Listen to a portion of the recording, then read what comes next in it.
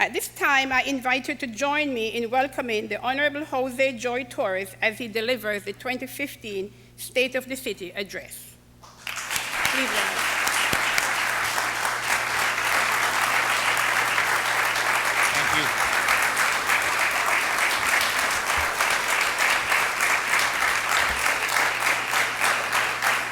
Thank you. Thank you, thank you. Good afternoon, everybody. Please sit down. I want to apologize because, right, we're a little rusty after 4 years of hiatus, right? So we got to get used to this again. And let's give, the hardest thing to do is to MC any program. So let's give our acting clerk, Sonia Gordon, a round of applause. It's a tough job. And so please, if we missed anyone, just pass up your name. Reverend Legra, Mr. Meadows from our planning department, Giacomo from our museum, please, thank you. Welcome everybody. Mr. Dorch, our president, our new president from St. Joseph's Hospital, Kevin Slavin? I'm so sorry. Kevin, please take a bow. He's our new CEO of St. Joseph's Hospital. Okay. Good afternoon. It's so good to be back. Welcome. Thank you.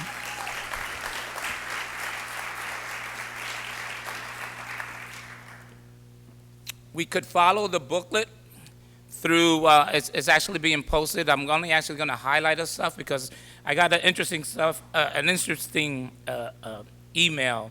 And as well, this is all about the old stuff. We really want to know what you're going to do moving forward. We've seen the changes already of what you've done. So I'm going to highlight, right, a little bit of what you've seen of our accomplishments thanks to the leadership of my cabinet. And then we're going to get down to little things that I believe are so crucial as we move forward in this new calendar year. So to Reverend Clergy, Madam Clerk, Council President McCoy, distinguished members of the Paterson Municipal Council, my esteemed members of my cabinet directors, division heads, members of the press, invited guests, thank you for being here today. A year ago, on July 1st, after my 4-year hiatus, I took the oath of office to serve you once again as mayor of the great city. It is my pleasure to serve as your mayor and to work alongside a hard-working, inspirational group of people, as I am only known emphatically as the conductor of this group. So to my cabinet, thank you, and let's give them a round of applause.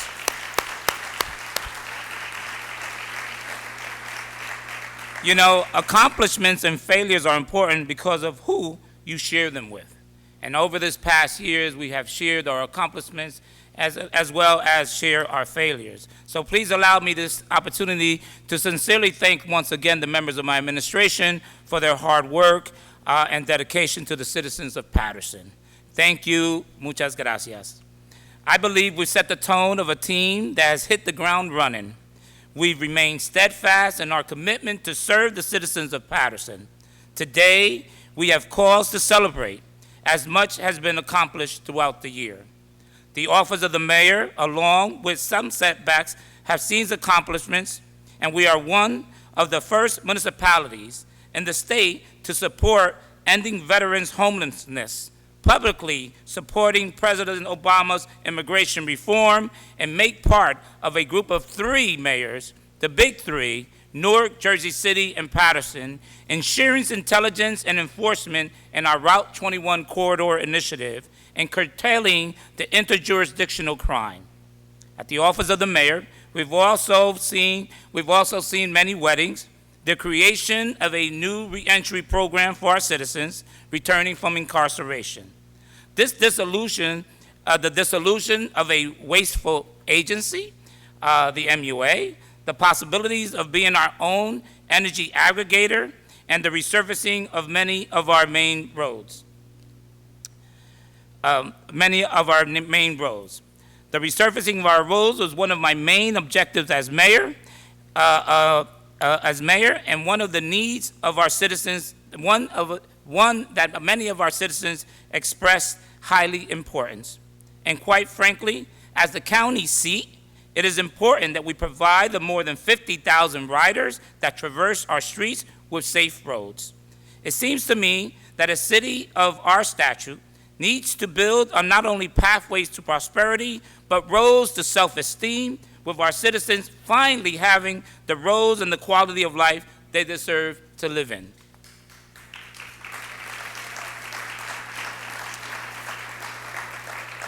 Needless to say, it has not all been accomplished.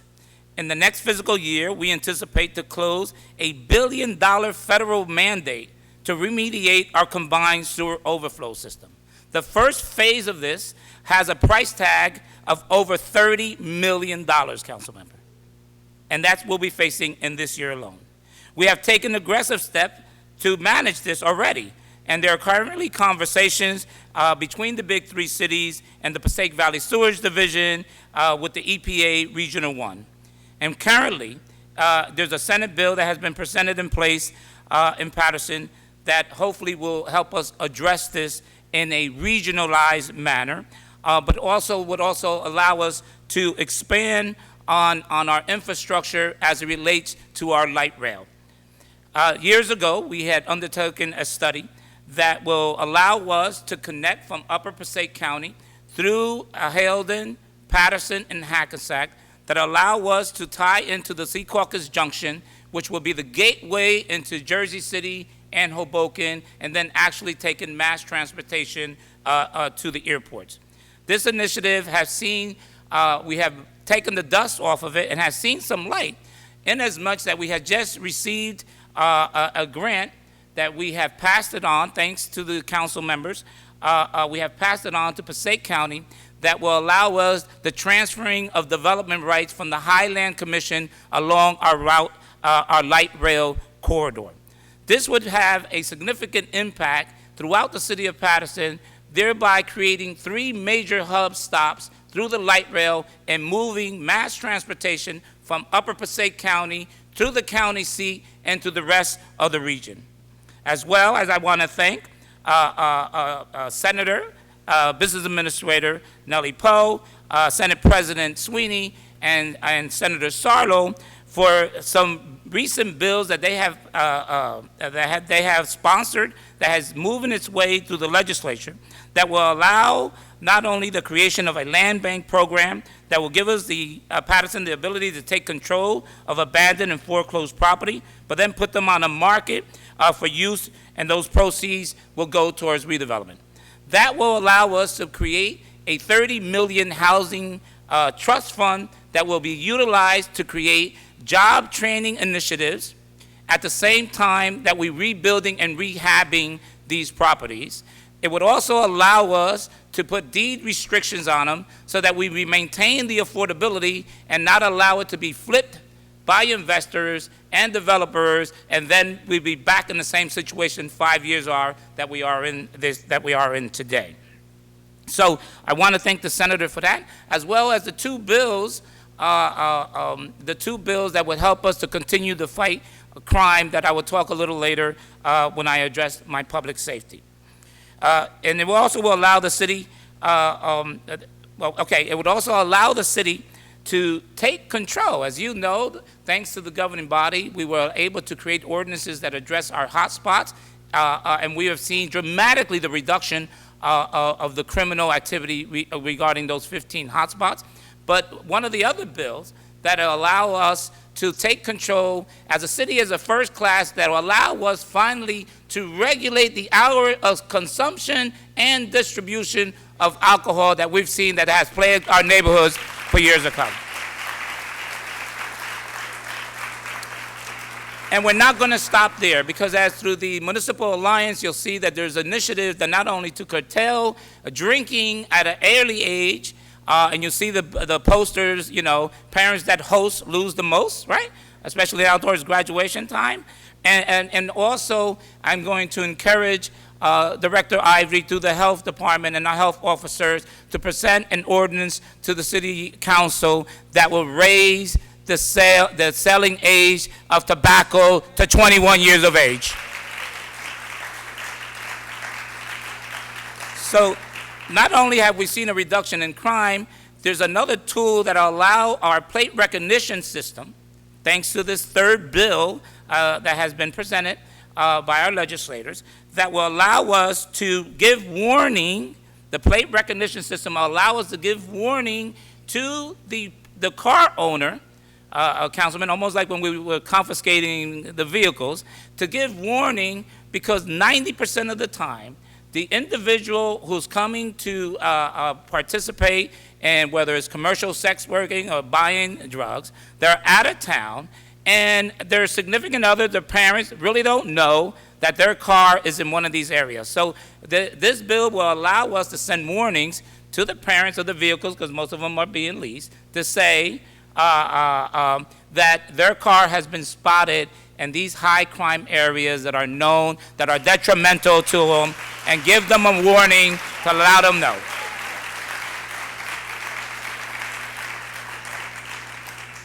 I'm also very proud to say that our relationship with the Department of Community Affairs has improved dramatically thanks to our business administrator, Nellie Poe.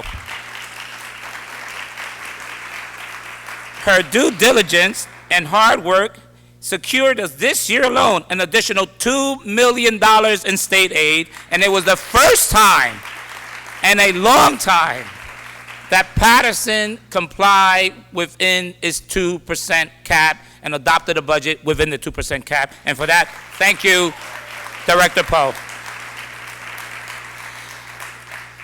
Also, we are implementing a state-of-the-art technology to process our payroll, resulting in greater efficiency and to reduce the cost to our city. As well as her department introducing the final adopted budget in the amount of $252,613,000.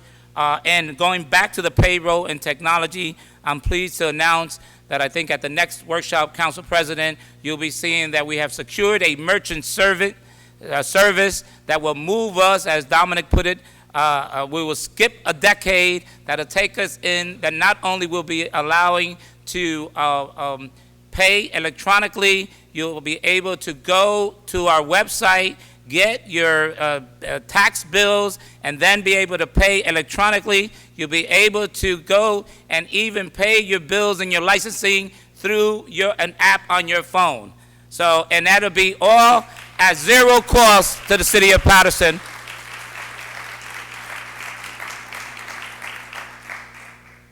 And through Public Works. So in addition to crime, we know that, crime is selective. We're all victims of crime. But we understand that almost everybody that traversed the city of Paterson is a victim of a pothole, right? So that's why the residents said that the pothole was just as equally as important to them, right, when we were knocking on many doors, as was the criminal activity, right? Because we are all victims of the potholes. So the road conditions in the city are one of my 3 top quality of life issues affecting most Pattersonians. Our streets need to be accessible to transit and business corridors that are pathway to our economic prosperity.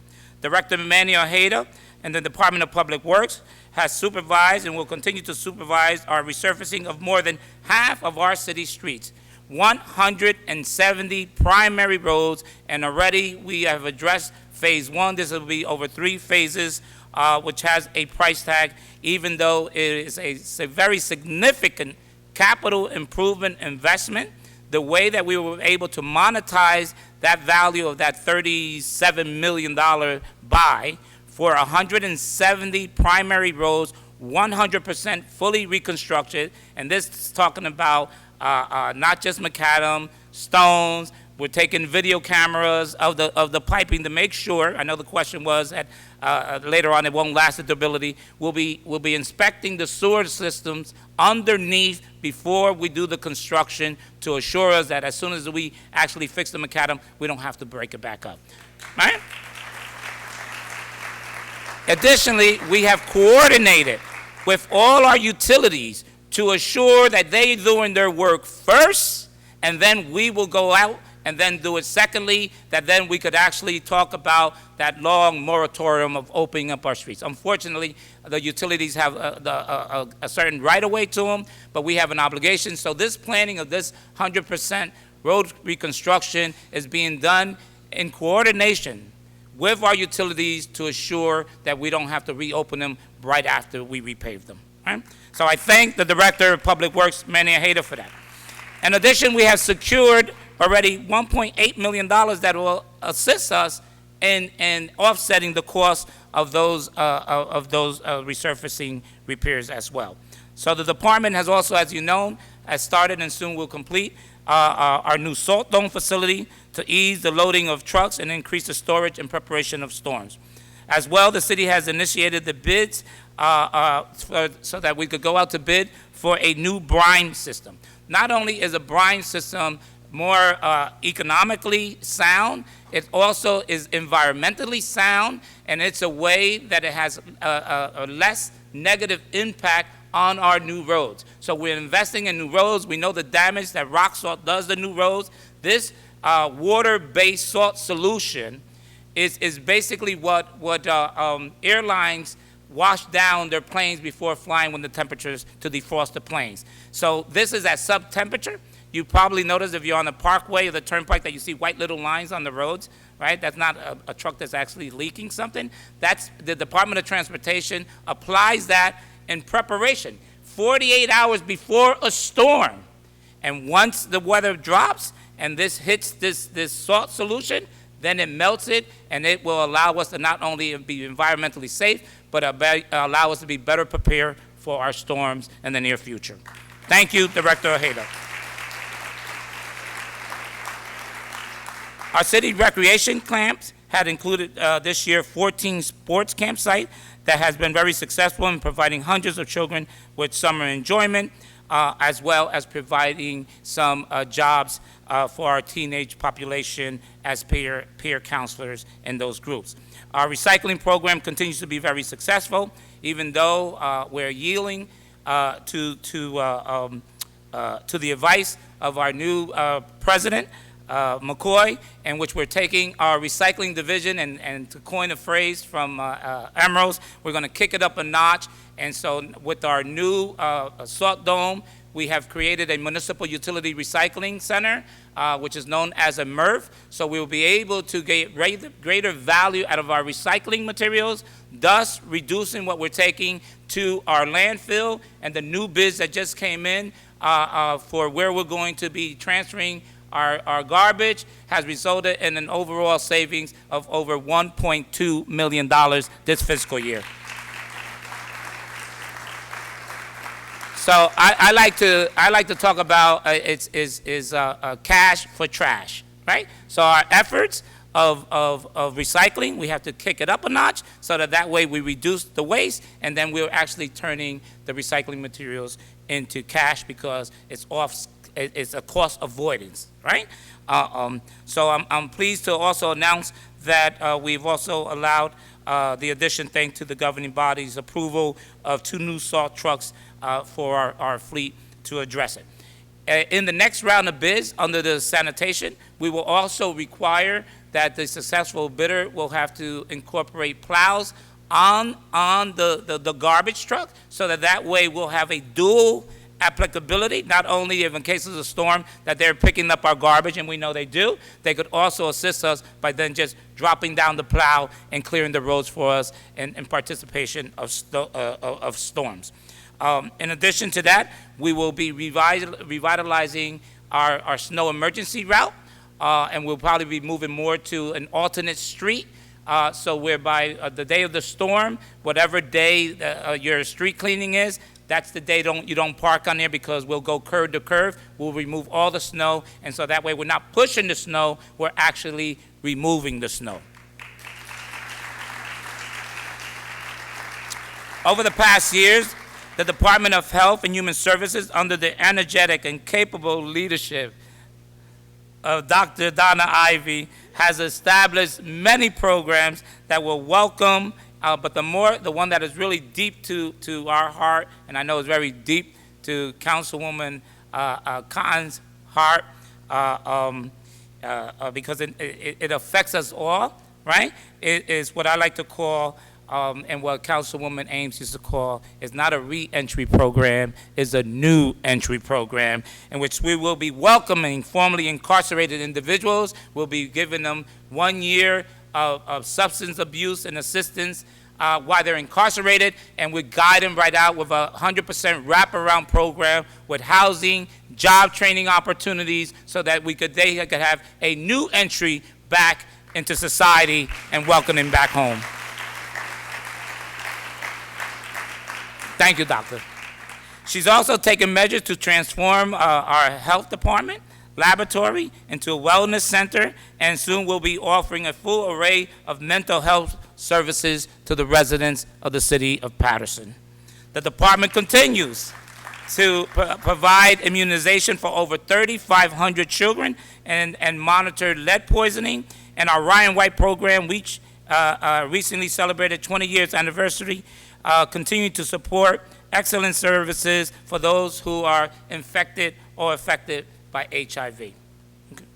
The Department of Fire, with Chief Michael Pastorino, extensive and successful experience at the helm, even though we know he gets paid very well for it, right?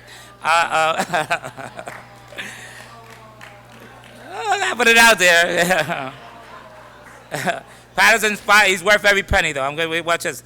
Paterson's Fire Department continues to be recognized throughout the country as one of the most progressive departments in the nation.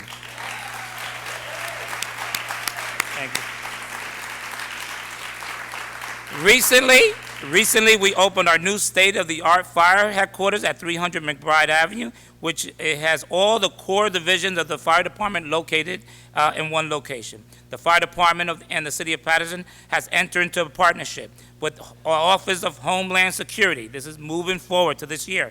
To participate, hear it clearly, to participate in a $55 million statewide emergency broadband interoperable communication program. Congratulations, Chief. $55 million.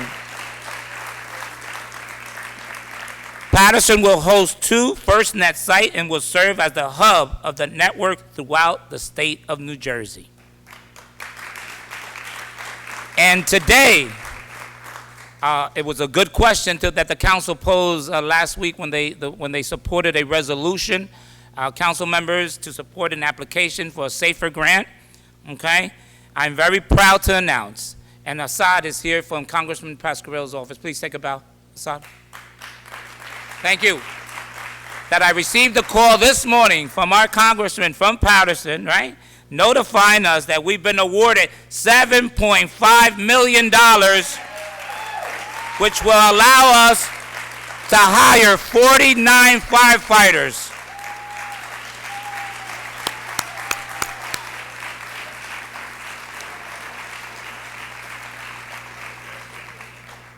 And this year, the Paterson Police Department, under the very capable direction of Chief William Freyer, received accreditation from the New Jersey State Association Chief of Police Law Enforcement Accreditation Program. This prestigious honor recognizes that the Paterson Police Department met the highest level of police standard and best practice in law enforcement. Congratulations, Chief Freyer.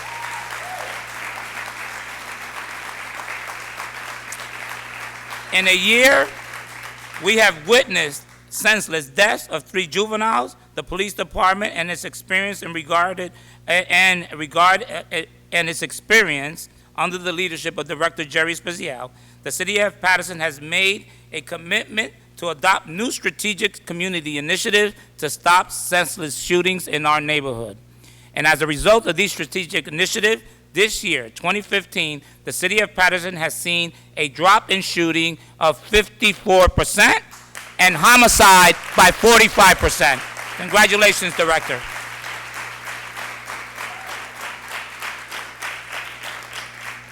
As well, we have taken steps to create satellite mobile police units in our hotspots areas with the cooperation of small business owners, and we are expanding our camera systems citywide. More than 500 private cameras have been connected to our infrastructure to achieve a safer Paterson. And in this past September, thanks to the Municipal Council, which adopted the ordinance, as you know, that requires city businesses that operate in certain hotspots to close by midnight. That ordinance that unanimously was adopted by the City Council, we've seen a 71% decline in shootings in these hotspots. So to our council members who wants to change, if it's not broke, don't fix it. That's right. I'm putting it out there. I'm proud to say that through the leadership of Chief Frere and Director Spezial, we have put police officers through 2 police academies. Thus far, are in the process of adding another 25. And we have trained 23 Class 1 Class 1 specials that will hit the street very soon. Yes? Okay. And those police precincts, those police presence and the quality of life will be through walking patrol and patrolling our parks. I made a commitment that I was going to go ahead to hire 25 police officers a year to reinstitute the 100 that were laid off. In this first year alone, we have added 46 police officers.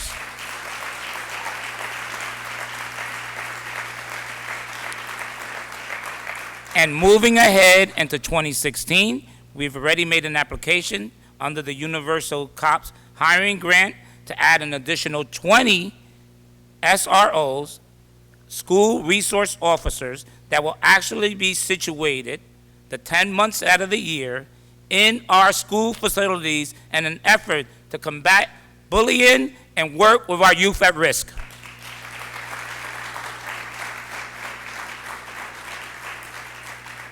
And today, all right, it's not all the glory for the fire department, and today, it's a good day for Paterson, and today we were notified that the Department of Justice Cops Office the Cops Office, Department of Justice, that our community policing goals have been signaled out for national recognition. In the coming weeks, Paterson's success stories will be promulgated on the U.S. Department of Justice website, highlighting Paterson's programs, goals, initiatives, and the many, many inroads we have made in just one short year.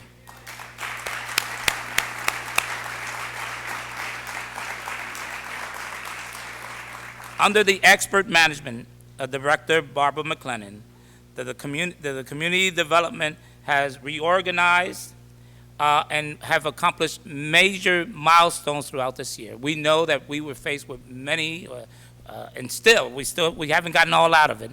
But one of the things is that it was totally unacceptable for this administration that millions of dollars were taken back from Paterson because of either poorly appropriated or untimely expenditures.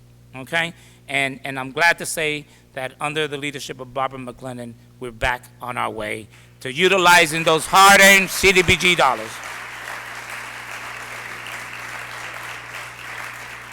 Through our CDBG funding, local agencies have benefited, and low and moderate income families through our EVA's Village Initiative, OASIS, Workplace Readiness Program, Catholic Family Services, and Community Services, and many, many more, as well as funding acquisition of a building for a new Paterson Business Incubator. And that's under the leadership of Ruben Gomez, right? Community development, future projects include, and we're there, that's already done, the sewer line and soon the renovation of our Eastside Park Cricket House, the new lighting and fencing at Buckley Park, Riverside Oval, funding renovations for the Boys and Girls Club, and the financing for our Paterson Home Ownership Rehabilitation Program to the tune of $500,000. And in the horizon, that's right, and in the horizon, we will see first ever a ADA park, because we need to address our accessibility for our disabled, so we'll have a full ADA park. And we're not going to leave our little canines without their own park as well. So we're going to have our first dog park.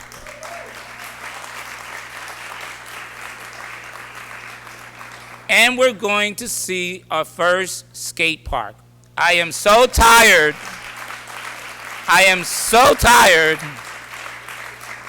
Are seeing our young kids and gals putting themselves in harm's way because they want to ride a skateboard, right? And so this skate park will be a facility so they could go ahead. The only requirement, you got to have requirements, right, is that then we will be enforcing fully, not only to them, but also to our bikers, cyclists, bike riders, the helmet law, okay? Because we want them to be safe, okay? So, and through the Division of Housing, we continue to fund home ownership rehabilitation program, and we will partner with our community-based organizations and leaders for the acquisition and the rehabilitation of our affordable housing programs. So we've heard so much about it. I'm glad the council have given me the tools, but it is a long process. We just finished hiring a planner that has come in and is putting the four corners, because how do you undo a inventory of over 1,200 units of housing in a manner that will benefit not only John Q. Public, but the individual who's actually making that investment and getting the fair equity and the return in that investment. So it's been a long process, but I think we've finally got all the corners. We have our test pilot running through the court system. We got the lawyers, and just to ad-lib for 2 seconds, even the issue, Dr. Hodges, and thank you for your support to the press, the fact of taking that property, Ruby, in the area of the Fourth Ward, which is 3.5 acres, and most of it is abandoned and blighted property, to take that to replace the old school 6 that we know that was originally on the original list, by us exercising our rehabilitation in an area of near rehabilitation, and under the new letter of the law that allow us on the spite blight metals, right? That will allow us to take ownership, and then it makes it easier, because the last thing the SDA want to do is exercise their condemnation right. So we are going to take the full initiative, and then the key is this. There is a new pilot program that builds schools with a public-private partnership. All right, and basically New York City has done it well, and so we know that the public cannot fund all these schools, but that joint public-private partnership and building schools will allow us to build that school, not having the impact on the taxpayers as it would have normally under this pilot agreement. So we are pursuing 100%, and I'm not going to rest, until we see that we get a brand new School 6 that is going to be the hub of the rehabilitation of our Fourth Ward and the city of Paterson.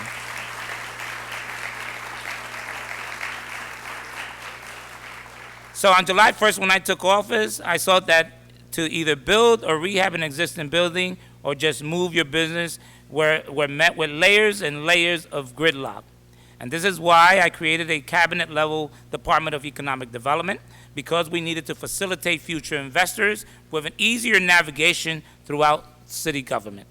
The newly formed department, under the qualified management of Director Ruben Gomez, is the city's primary engine charged with increasing the city's ability to drive growth, create jobs, and improve our citizens' quality of life.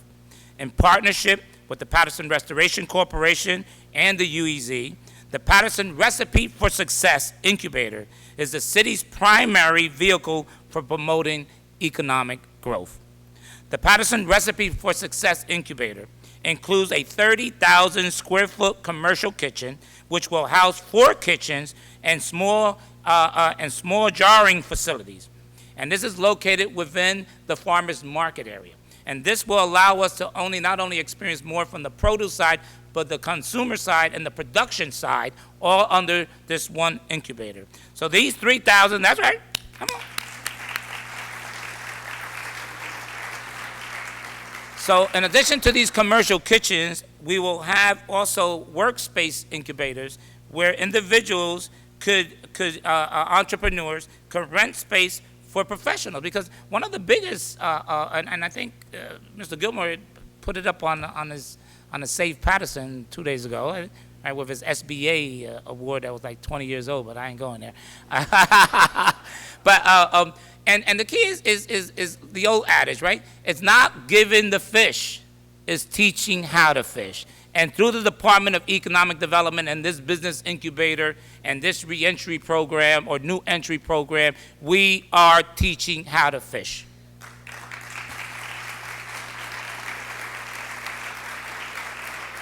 The total investment of this incubator was $4 million. This translates into approximately 80 entrepreneurship jobs over 2 years. Our urban enterprise zone, under the leadership of Penny, Ms. Penny, thank you, Penny, has signed up 104 new businesses into the urban enterprise zone, accounting for 912 full-time jobs and 357 part-time jobs. And I will continue to fight and lobby our legislators and lobby our governor that we really need to reinstitute the urban enterprise zone statewide once again, because it worked for Paterson and it worked for the state of New Jersey. Our Department of Historic Preservation and Redevelopment Division has contributed in moving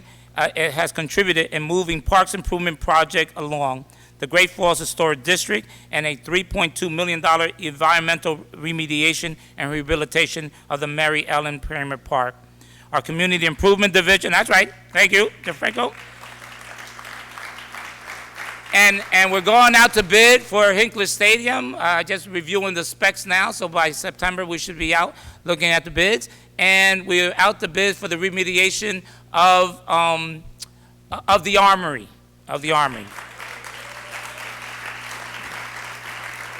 The remediation is the removal of some asbestos material that is there, and then coupled with the need assessment, we will put out RFPs to see how we could partner up and get that on the move. Our Community Improvement Division, in the past 10 months, has issued 2,032 permits and has collected a total of $1,389,435 in fees. So for me, investing in our citizens and human capital is extremely important. Our Division of Multicultural and Community Affairs continues to build strong, fruitful relationships throughout the city. And our Neighborhood Assistance Office has aided 1,600 families and continues to work with residents to help them take back their neighborhood. Thank you, Nancy Greer. She's in the house.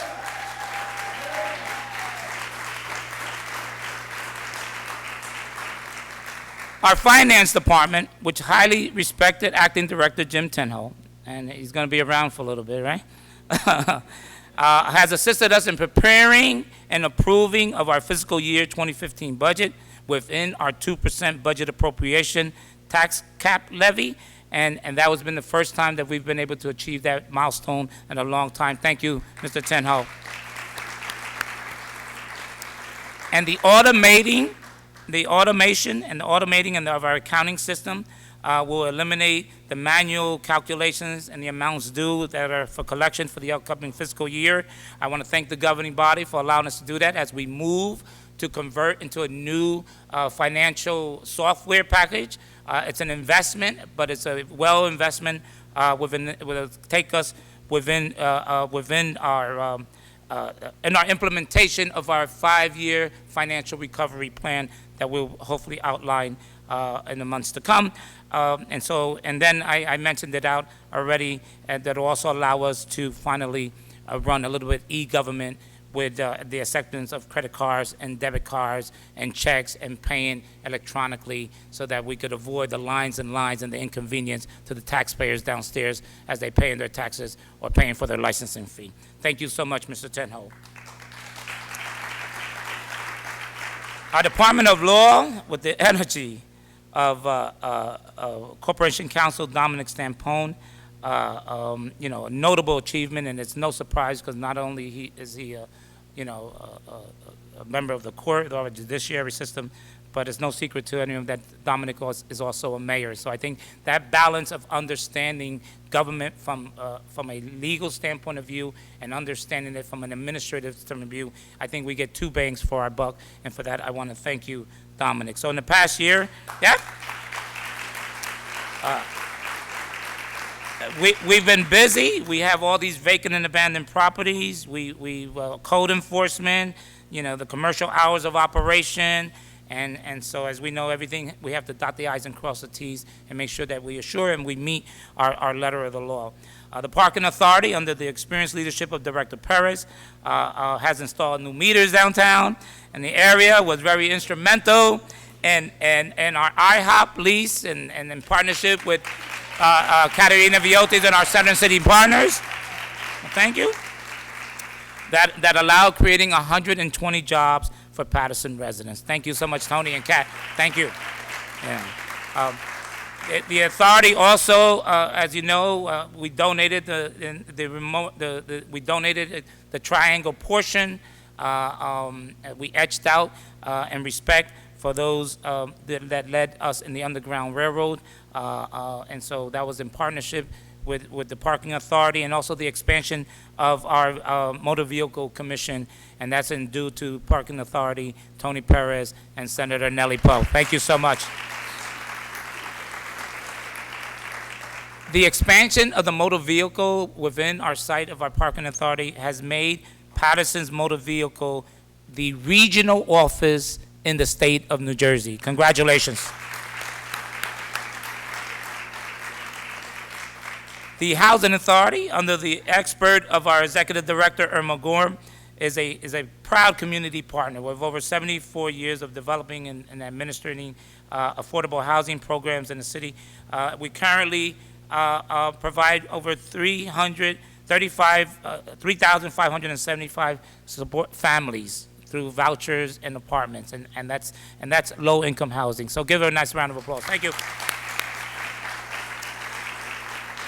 But since taking office, we're getting ready to cut a ribbon on another 50 units next week at the old Apollo Die. As you know, we have seen the transformation. I'm so proud I was part of the demolition. In those 4 years they were built out, and we were able to break ground and ribbon on the second phase of the the Heritage at the former site of Alexander Hamilton. And soon, Dr. Evans is not here, but I think soon we will be announcing the first ever in collaboration between the Housing Authority, Dr. Hodges, the Housing Authority, and the Board of Education, where they will be leasing space, lease-to-own space, in a brand-new early childhood center within the compounds of Alexander Hamilton and Trenton Avenue that will provide space for early child learning for over 265 kids. Collaboration and cooperation. And then we also know that okay, I talked about that one. That was the old Apollo Die. And the Housing Authority is in support of the 70 units. We're pushing for 70 of our veteran housing, and for that I am so grateful. But one of the things that is not talked about is that we run one of the best housing counseling and foreclosure counseling in the state of New Jersey, housed right here in 60 Van Houten Street. So if we need someone that's in need, please tell them to go down to our Housing Authority, because we have two of the best run housing counseling and foreclosure counseling programs in the state of New Jersey. And I'm not saying it because I just want to say it because Irma's here. I'm saying it because it's being recognized by HUD. We have the certifications and the numbers to show it, right? Thank you. Our library, moving right along, we've almost done. Our library system was the first free public library in the state of New Jersey, the first free public library. So under the capable directions of Director Cindy, not only has she provided us with the opportunity of reading and learning, but has become a true community partner. As we continue to go through our north side and try to find a new location for our library system there, she has become a partner, because we travel throughout the city of Paterson with our bookmobile. We visited schools and agencies in order to bring these services to all those children, and we're part of the 50 Book Club. And so the bookmobile has made over 154 stops, and we're proud to know this past year, library attendance has exceeded 26,000, and close to 2,122 children participated in our summer reading program, reading a total of 20,713 books. That's right. And just recently, we're going to pencil it, council members, you're going to see it. We've partnered with Passaic County Community College and the Paterson Board of Education, where we'll be providing online classes and resources to distance learning adults and youth, and youth that has dropped out of the school. And we also have embarked in what Cindy calls as a virtual library. The mayor calls it e-library. Cindy calls it a virtual library. So she's the director. It's going to be a virtual library, right? Which is going to offer, right? And I want to thank the governing body because this is going to be housed at the cable television studio on Van Houten Street. So it's the first time through this joint effort, Passaic County Community College, Ellison Street, I'm sorry, Passaic County Community College, the Paterson Board of Education, the library, and the city of Paterson. This collaboration is going to afford us all these learning and distance learning capabilities. But the more important is that soon we're going to see that you don't no longer need a library card in Paterson. All you need to do is, we have an app. Push the app, they'll get your library card, and you'll get all your e-reading right within the confines of your computer or your phone.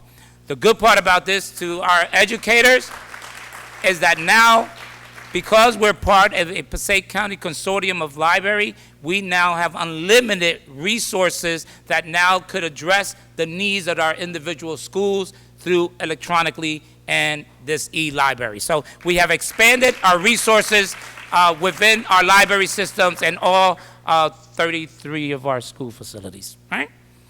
Our museum, Jack's knowledge as the director of the museum, he has worked so hard. As you know, the Industrial Revolution, we've been recognized by a city of many firsts. And I am so proud to continue to say that not only the first free public library, but I think we're probably going to be the first free virtual library as well. But Jack continues to promulgate and promote the richness of our history.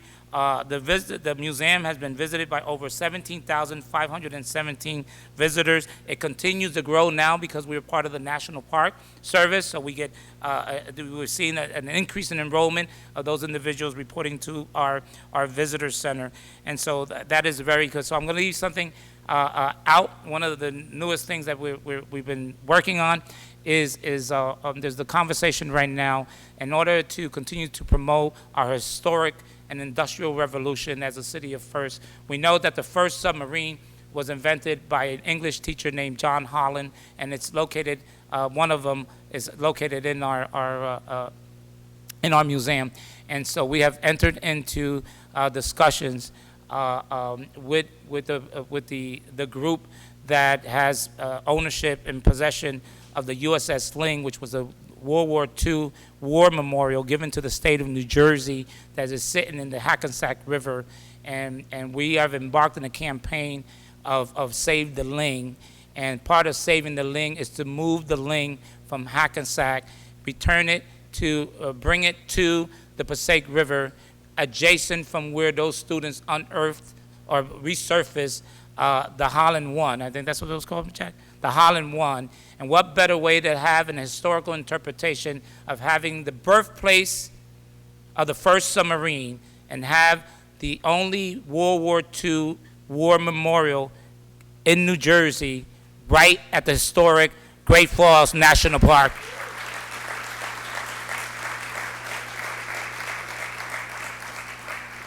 And it's so significant because a few hours ago, I was at the funeral of a Navy man, a councilman, alderman, but he was a Navy man.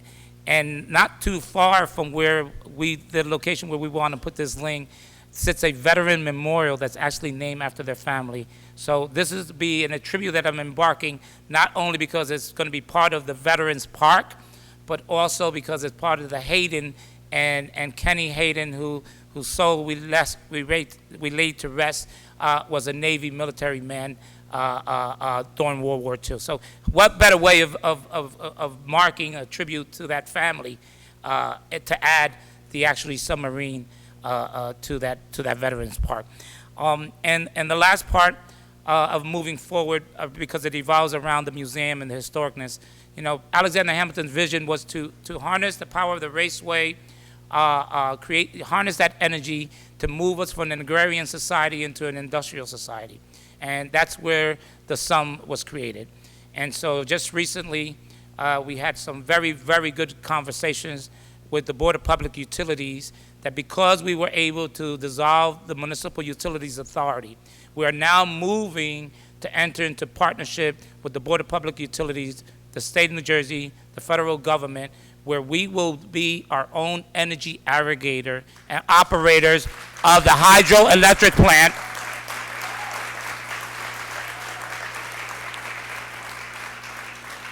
And we're going to harness that power once again, and we're going to sell it to PSEG.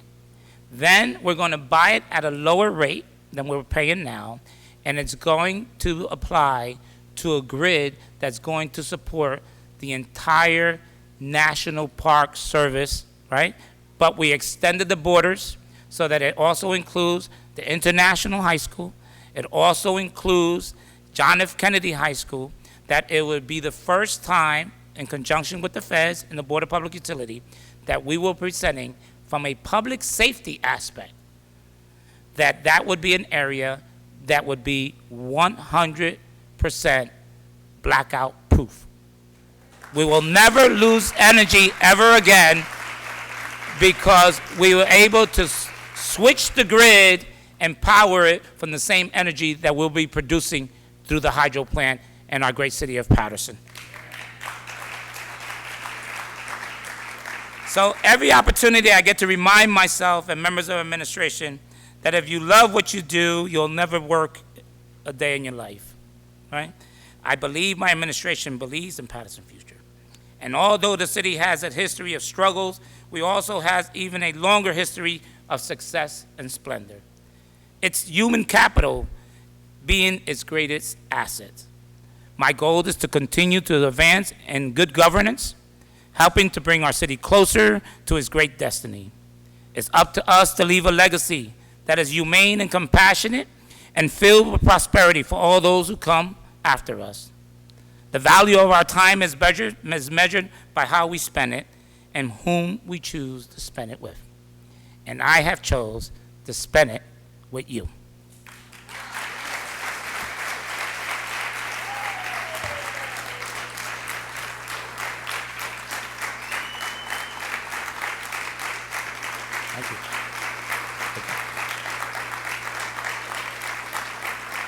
Thank you.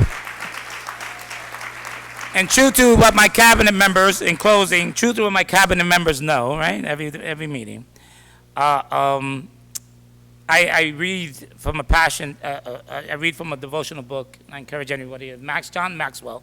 And today's reading is very apropos, right? Be willing to do what others won't. It's said that an aid group in South Africa once wrote to a missionary explorer, David Livingstone, "Have you found a good road to where you are? If so, we want to know how to send other men to join you."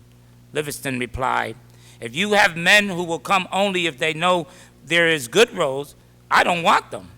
I want men who will come even if there is no road at all." That's what top leaders want from people working for them. They want individuals who are willing to do what others won't.